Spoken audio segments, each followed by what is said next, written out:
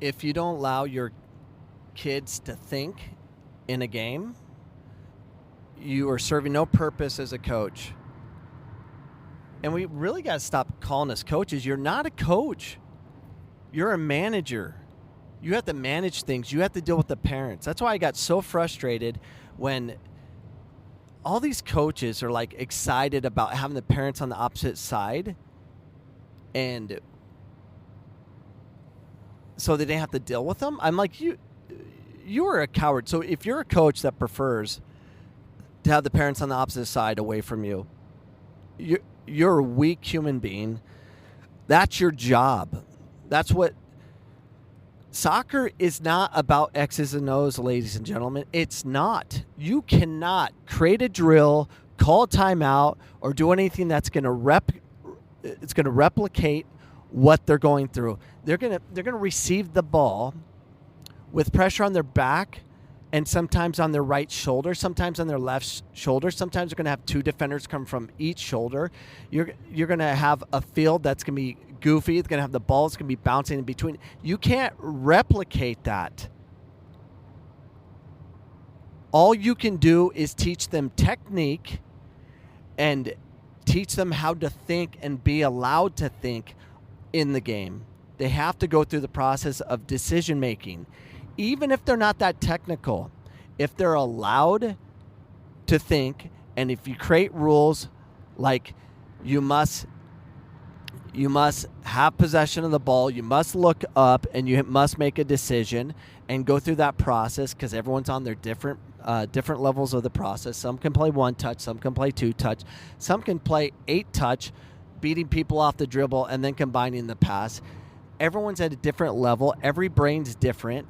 And the only way you can allow a team to develop a culture that's different, that can dictate things, is allowing the kids to actually have a thought and allow them to have failure and have them overcome. I'm very passionate about this subject, and I've done it. I've had success with it. I've done amazing things with average teams and beat teams that were had much more talent than the teams I've coached. But it's hard to get the parents to understand. You have to have that fight. There's been times where I've had a team where we just we just look amazing, just like different level, just kept the ball the whole time, 15 to 20 consecutive passes every time they got possession of the ball, scoring 4 or 5 goals, just doing amazing things. And the parents are just in heaven. And then the next game they would revert and completely 180, like they couldn't combine, they weren't there, they were just nothing was going well. And then the parents get upset and all that. Everyone wants this whole perfection that doesn't exist. There's a process. It's I always say it's like the stock market. Sometimes they're going to have incredible highs and then they're going to have incredible lows, but they have to go through that. They have to experience those things. They have to. And the only way you can compete with anyone is you have to dictate the pace of the game. You have to keep the ball. You have to slow it down, or you have to speed it up according to how you want to, not how they do. If you just play system like everyone does with bang the ball down the sideline and use your most athletic players to get up there to hold them in, so you have less likelihood of making mistakes in your defensive half. You can play that numbers game and get victories, but you can't beat everybody. You can't. You have no shot with a lot of teams doing it that way, because they'll have more athletes than you and they'll do it better than you. You want to be an athletic team that likes to run?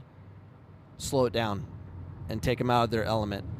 So it's a difficult process that has to be overcome, and you have to manage the situation. You have to constantly talk to the parents. You have to talk to your players. You have to use math formulas. You have to get the parents clipboards with paper and have them write down how many touches they take and how many successive passes their kids do and all that, and get them really thinking about development. It doesn't end. You're a manager. You're not a coach. You have to manage the situation. You have to create a manageable learning environment. And that's hard to do. You have to have a conviction. You have to change the rules.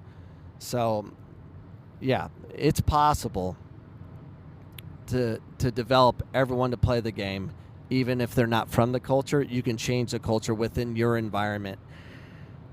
And it's a process. So, anyways, have conviction, be a manager, stop being a coach, and help change the game. This is Coach Cameron with a message that is facts. It's factual. Have some conviction, change the game, and I'm out. Goodbye.